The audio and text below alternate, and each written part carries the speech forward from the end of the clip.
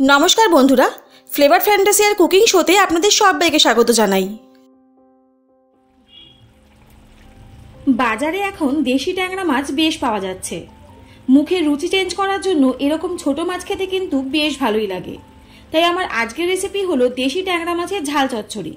बर्षाकाले दुपुरे गरम भातेर साथे एरकम माछेर झाल चच्चड़ी खाওয়ার मजाई आलादा। ताहले चलुन आर कथा ना बाड़िये आजकेर रेसिपि स्टार्ट करा जाक।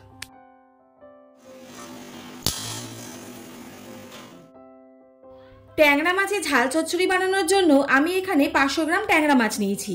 আর ট্যাংরা মাছটাকে পরিষ্কার করে ধুয়ে নুন, হলুদ আর অল্প একটু সরষের তেল মাখিয়ে রেখেছি, যাতে ট্যাংরা মাছগুলো তেলের মধ্যে দিলে ফাটার সম্ভাবনা অনেকটাই কমে যায়। এবারে কড়াইতে পরিমাণ মতন সরষের তেল দিয়ে দিচ্ছি মাছগুলোকে ভাজার জন্য।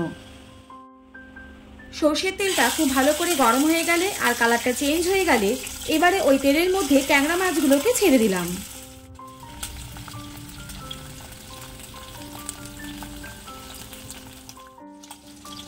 ট্যাংরা মাছগুলোর একটা দিক ভাজা হয়ে গেলে এরকম ভাবে অপর দিকটাও উল্টে দিলাম, যাতে ট্যাংরা মাছগুলো দুটো সাইডই খুব ভালো করে ভাজা হয়ে যায়।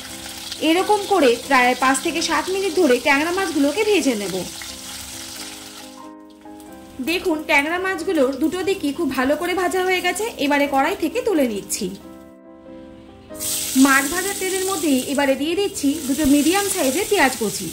পেঁয়াজ কুচিটাকে মিডিয়াম ফ্লেমে হালকা গোল্ডেন ব্রাউন হওয়া পর্যন্ত ভেজে নিতে হবে।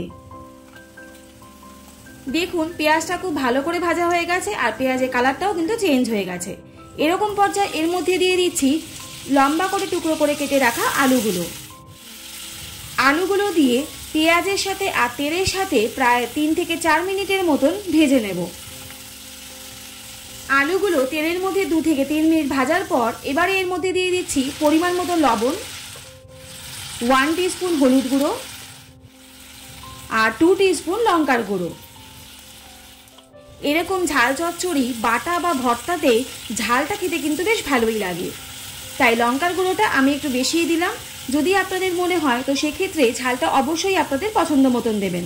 সব গুঁড়ো মশলাগুলোকে দিয়ে আলুগুলোকে আমি প্রায় 4 থেকে 5 মিনিটের মতন কষিয়ে নেব। এবারে এর মধ্যে দিয়ে দিচ্ছি পেঁয়াজ, রসুন এবং কাঁচা লঙ্কা বাটা।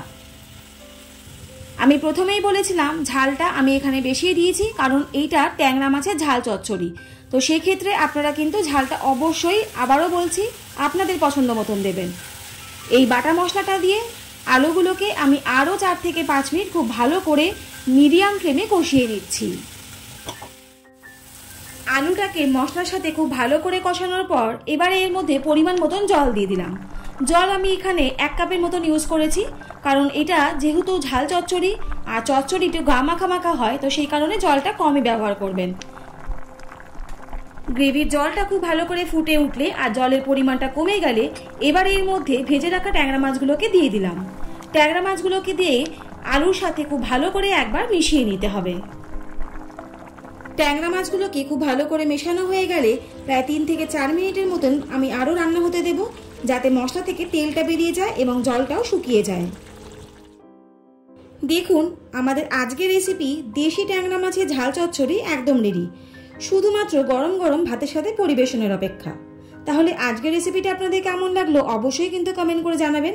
আর যদি ভালো লাগে তাহলে চ্যানেলটা please like, share and subscribe করতে ভুলবেন না। আর পাশে থাকা বেল আইকনটা অবশ্যই প্রেস করে দেবেন, যাতে এরকম নিত্য নতুন রেসিপি আপনাদের কাছে সবার প্রথম চলে যায়। সবাই সুস্থ থাকুন, ভালো থাকুন। অনেক ধন্যবাদ পাশে থাকার জন্য। দেখা হচ্ছে নেক্সট কোনো পর্বে, ততক্ষণের জন্য টাটা।